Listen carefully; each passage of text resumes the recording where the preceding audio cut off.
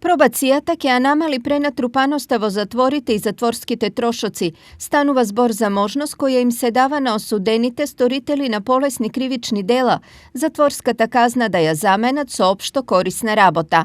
Калкулациите покажале дека еден затворски ден чини 950 денари, додека еден пробацијски ден е трошок од само 50 денари. Придобивката на пробацијата ќе биде токму тоа, да се намали тој процент на кривични дела, односно пресудени лица кои што ќе завршат во затвор.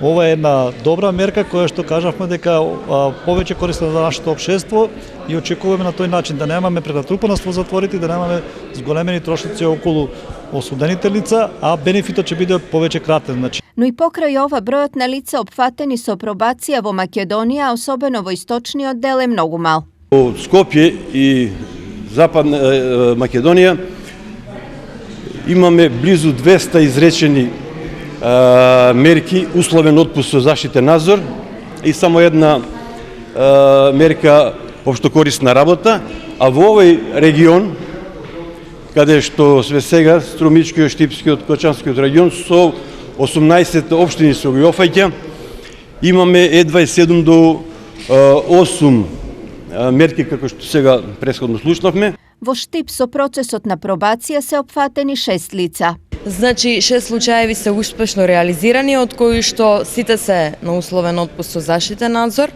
Овие 3 што се останати, еден од нив е со условна осуда со заштитен надзор. Целосната суштина на самата пробацијска канцеларија е во поглед на ресоциализација и реинтеграција на осудените лица и доста сме успешни во тој дел од аспект што повеќе нема сторители, повеќе кратно сторителство во тие случаи што се веќе завршени. Законот за пробација е донесен во 2015 година, но и 5 години подоцна се уште не може да се каже дека тој е целосно ставен во функција. Токму и поради ова во наредните 20 месеци Сдруженијето Зелена лупа со сите инволвирани и надлежни институции ќе работи на негова поголема примена.